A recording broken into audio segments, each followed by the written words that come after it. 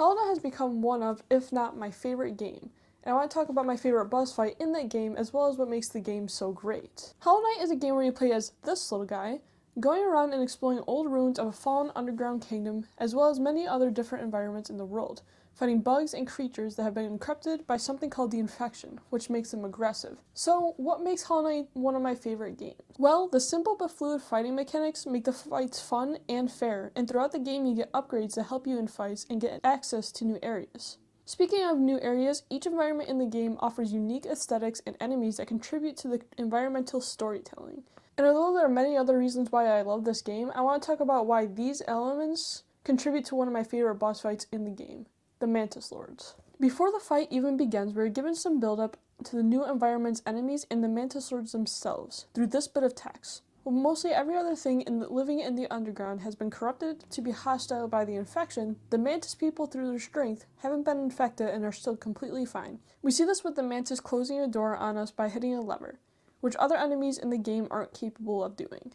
The enemies that surround the boss fight also help build up the actual fight as well, because this is one of the first more challenging areas in the game, with the Mantis enemies being the quickest enemies so far, making it more difficult to dodge and testing the player's ability to outmaneuver them with the mobility upgrades they've gotten so far, which is your dash and your Mantis Claw, which helps you jump off walls. But what sets this apart from every other boss fight in the game and a lot of other games, this is the first boss fight where the fight isn't triggered by walking into a certain room or area, but instead the player has to make the conscious choice to challenge the fight themselves, which really builds up how difficult the fight could be to the player.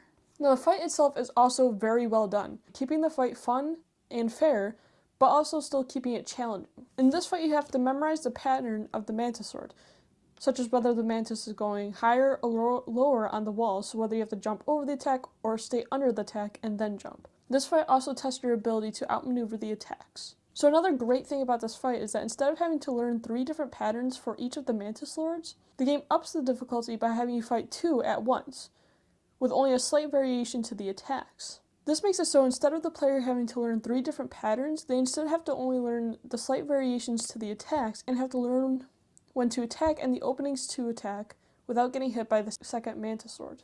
So now that you've defeated the Mantis Lords, what does this fight actually do for the world around it? After the fight is done, the other Mantis enemies in the environment no longer attack you and instead bow to you for having to defeat their leaders.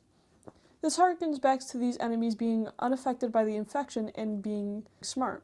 This fight also allows you to unlock the door to get to the new area that was previously locked due to the Mantis hitting the lever. This fight also unlocks the door that was previously shut by the Mantis Lords themselves. This is why the Mantis Lord fight is one of my favorites in the game. And if you haven't played Hollow Knight, I highly recommend it because there's so much more that I didn't talk about that makes this game so great. So if you haven't played it, go play it.